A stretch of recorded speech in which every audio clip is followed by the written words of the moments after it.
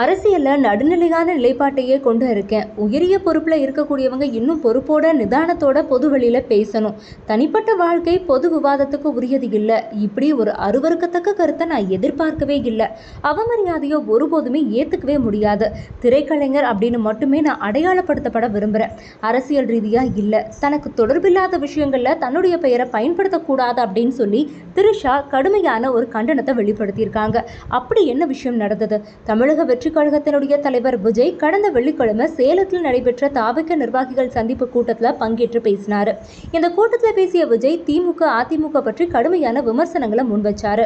விஜய் பேசும்போது அண்ணா தொடங்கிய கட்சியை மு.க.ஸ்டாலின் வச்சிருக்காரு, எம்ஜிஆர் தொடங்கிய கட்சியை எடப்பாடி பழனிசாமி வச்சிருக்காரு, சொந்தமா கட்சி ஆரம்பிச்சு 1% வாக்கு வாங்கி காட்டுங்க அப்படின்னு விஜய் பேசினாரு. இது தொடர்பா தமிழக பாஜக தலைவர் நயினார் நாகேந்திரன் கிட்ட செய்தியாளர் சந்திப்பின் போது ஒரு கேள்வி எழுப்பப்பட்டுச்சு. அதுக்கு பதில் கொடுத்த நயினார் நாகேந்திரன், பாவம் அவர் அனுபவமே இல்லாதவர், முதல்ல வீட்டிலிருந்து வெளியே வரணும், திரிஷா கிட்ட இருந்து வெளியில வரணும், வெளியில வந்தாதான் எல்லாமே நடத்த முடியும், குடும்பங்களுடன் நல்லுறவை வைக்கணும் அப்படின்னு சொன்னாரு.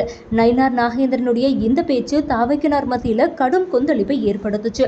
பொதுவெளியில ஒரு அரசியல் தலைவர் பேசக்கூடிய பேச்சா இது அப்படின்னு நயினார் நாகேந்திரனுக்கு கருத்துக்களை பலரும் கண்டனங்களாவே தெரிவிச்சாங்க. திமுகவை சேர்ந்த பெண் தலைவர்களும் நயினார் நாகேந்திரன் பேச்சை கண்டிச்சிருந்தாங்க. சர்ச்சைக்குரிய தன்னுடைய பேச்சு தொடர்பாக எந்த கருத்தையுமே தெரிவிக்காம நயினார் நாகேந்திரன் கடந்த 2 நாளா இருந்தாரு.